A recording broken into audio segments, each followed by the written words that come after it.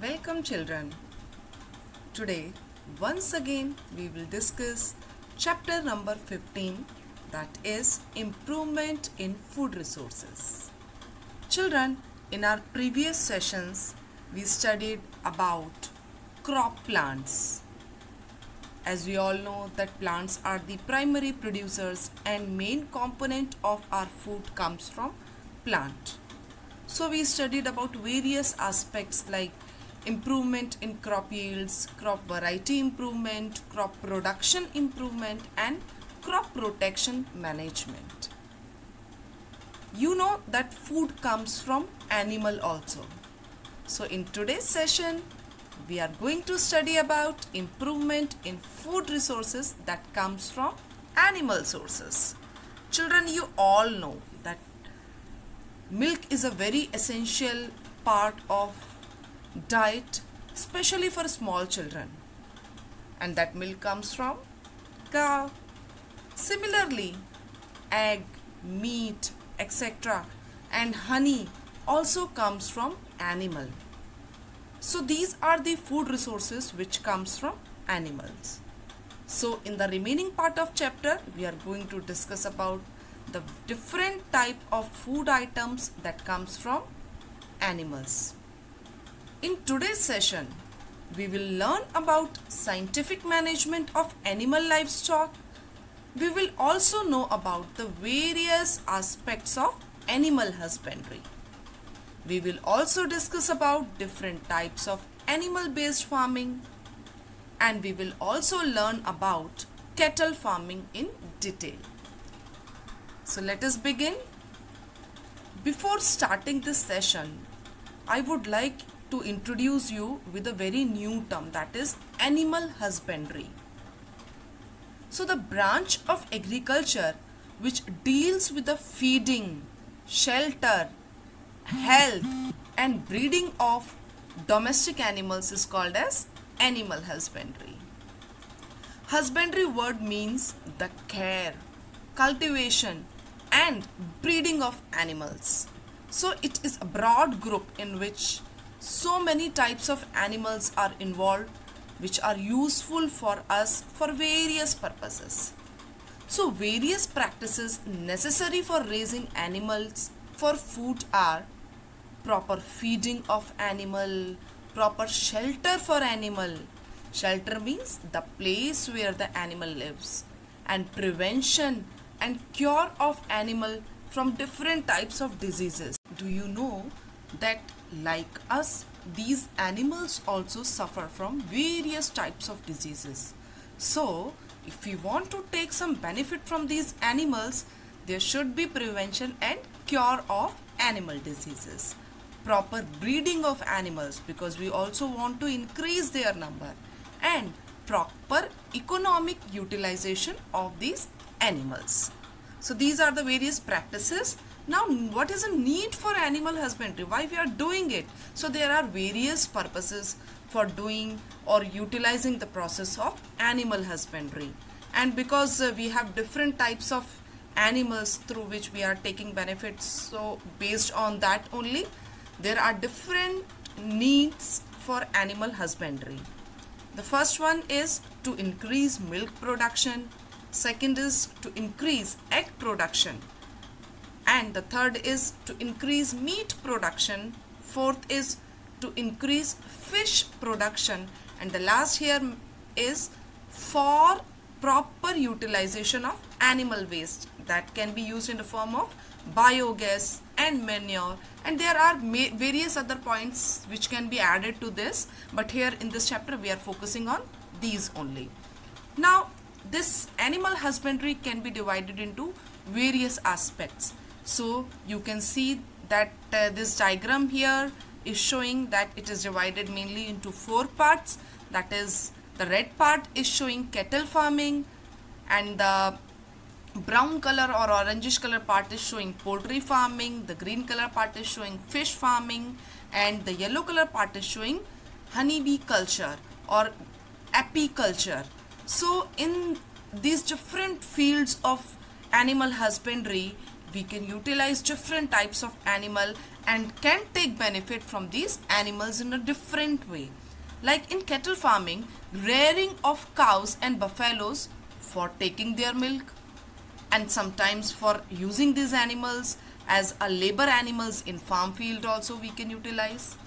In case of poultry farming, raising fowls for their eggs and meats.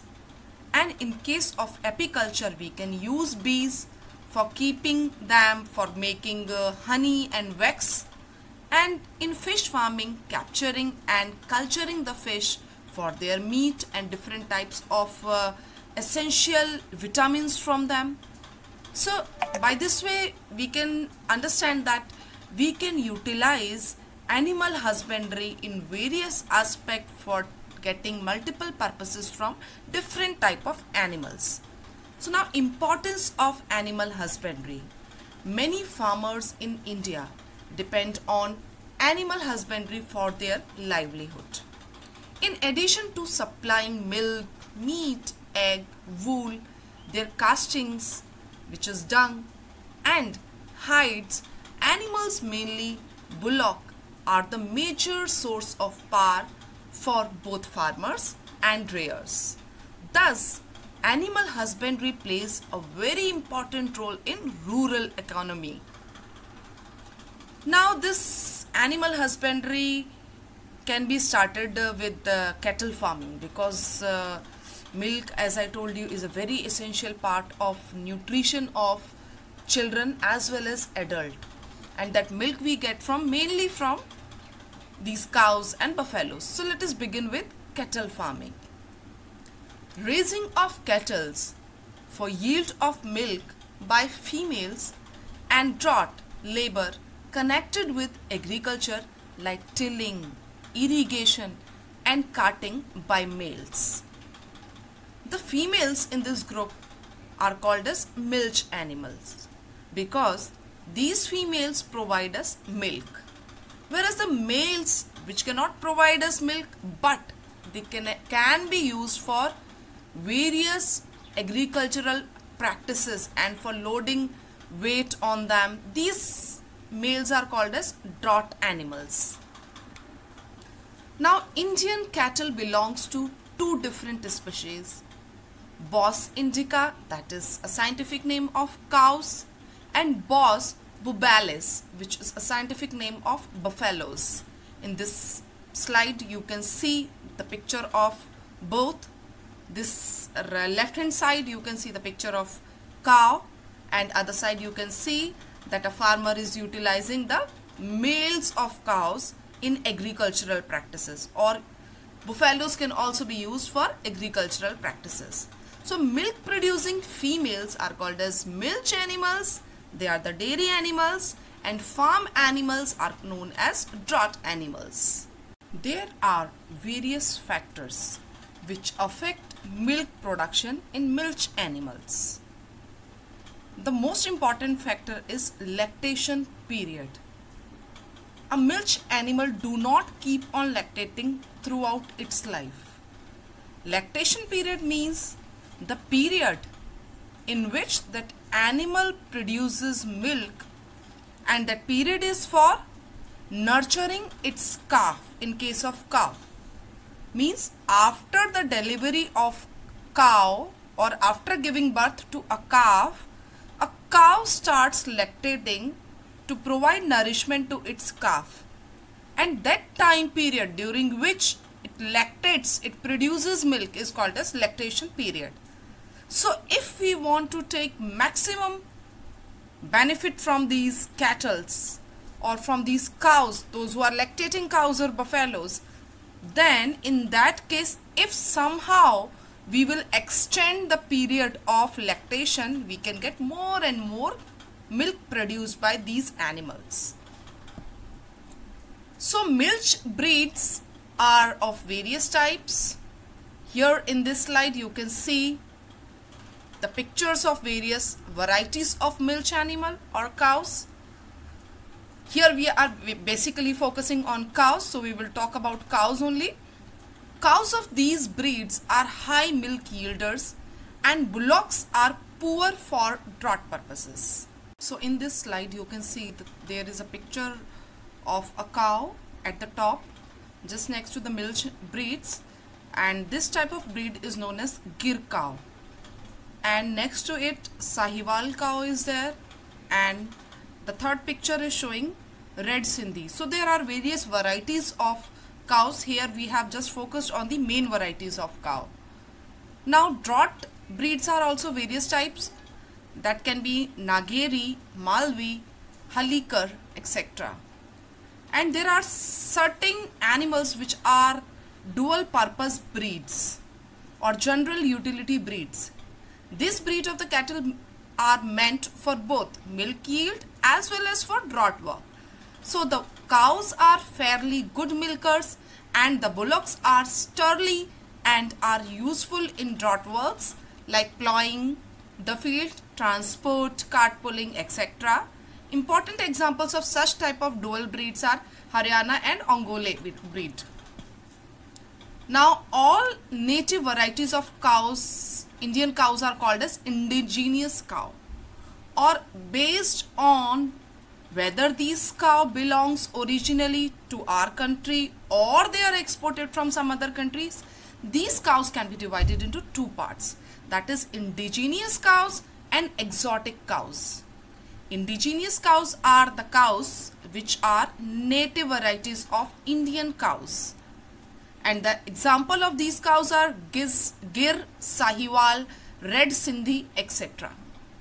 Whereas all the cows of countries other than India and who do not possess the attributes of Indian cows are called as exotic cows. So these cows are basically imported into our country because of some feature, its special features. So these cows are called as exotic cows, and its varieties are Jersey, Holstein and Friesian, etc. Now there are different characteristic features in these indigenous cows and exotic cows. Both have certain important plus point and minus point. Let us discuss it here so that we can have a comparative idea of indigenous cows and exotic cows. So indigenous cows have very well developed horns, whereas exotic cows are hornless or with a very small size horns on their head. The udder is medium to smaller in size in case of indigenous cows, so less prone to injury while grazing. So udder is a body part of these cows which can get injured sometime, but here in this indigenous cows the udder size is medium, so there are very less chances of getting injury during grazing. Whereas in case of exotic cows the condition is totally different, that is they have a very well developed udder which is susceptible to injury. So if the cow will get injured, cow will not be able to produce good amount of milk. So that are the different positive points of indigenous cows. One more point here is there that indigenous cows are capable of shaking their skin locally, whereas exotic cows are not able to do so. The sound produced by indigenous cows are clear, loud and melodious, whereas in case of exotic cows the sound produced is hoarse, sharp and somewhat suppressed. So these are the basic different characteristics of indigenous cows and exotic cows. On the basis of these characters, I think you can also try to differentiate between indigenous cows and exotic cows. Here one point is very important, children. You know that Jersey cow, Holstein cows are very good milk producers. So these cows which are imported into India, there may be some negative points in this also. That is, they cannot, it may be possible that they cannot get acclimatized to Indian climate, or they can get various infections after coming to India or Indian climate. These infections can be parasitic, fungal, viral, bacterial, etc. But their milk production is very good. Whereas in case of indigenous cows, as they are basically born or basically made up according to the Indian climate, but there are certain drawbacks in them. They are very healthy. They cannot fall sick very easily. They can also survive in extreme environmental conditions. They will not be affected by the mild infections which are present in the environment, but the production of milk is less in them. So there are various plus and minus points of these indigenous cows and exotic cows. So to get a cow in which we want maximum beneficial characters can be formed by crossbreeding. Crossbreeding is one of the technique which is utilized in animal husbandry, in which two different types of parent cows are allowed to breed to produce a next progeny, next generation which will have desired characters in it. Like in case which I explained now only, that I told you that indigenous cows are very much resistant to the environmental conditions and also to the diseases which are present in Indian climatic conditions. But exotic cows are not like that. Whereas exotic cows are very good milk producing animals, and that much amount of milk cannot be produced by Indian cows. So somehow by crossbreeding techniques we make a animal which will be able to survive in Indian climatic conditions, which will be able to develop the resistance to fight against various infectious agents which are present in the environment, and it will also be able to produce good amount of milk. So that type of breeds can be formed by crossbreeding. So crossbreeding beef cattle offer two primary advantages relative to the use of only one breed. First one, crossbreed animals exhibit heterosis. We will discuss about this heterosis, which is also known as hybrid vigor. And crossbreed animals combine the strength of various breeds used to form the cross. Indian breeds of cows have a very good resistance for different types of diseases, while exotic breeds have higher lactation period and poor resistance to diseases which are present in our climatic conditions. So if we crossbreed one exotic breed with one indigenous breed, we can get better yield and can avoid the risk of disease up to certain extent. And we have one example here, which is the example of a cross breed which is formed by Holstein breed, which is an exotic breed, and Indian Sahiwal indigenous variety of cow.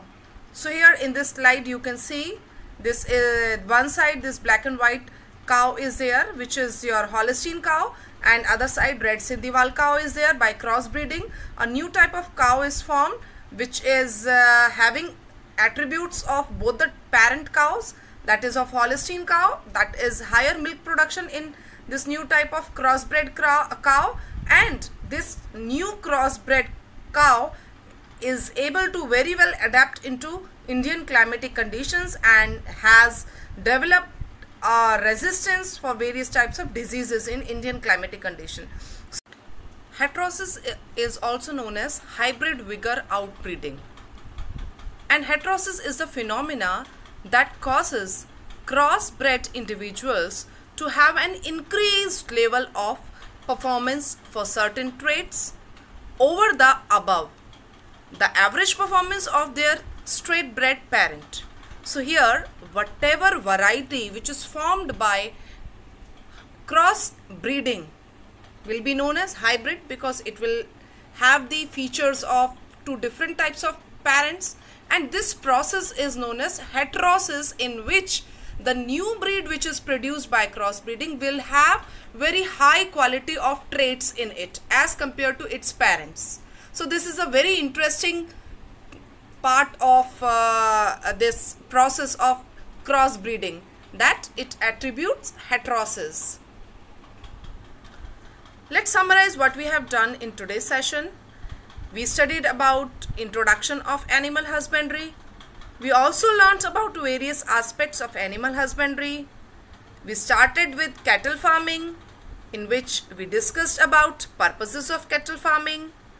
We studied about two different categories of animals, that is milch animal and draught animals. We also studied about two different categories of animals which are categorized on the basis of whether these animals belong to India or to certain other country. That was the name, that indigenous breeds of cows and exotic breeds of cows. Then we studied about lactation periods, and then we studied about crossbreeds of cattle farming and its advantages. So children, now there are certain questions for you. Listen to me very carefully and write the answers of these questions in your rough notebook. So the first question is, what do you mean by animal husbandry? The second question is, what is the scientific name of cows and buffaloes? Third is, what are milch animals? And the last question is, name some local breeds of cows. Hope you all will be able to write all the answers correctly. Thank you.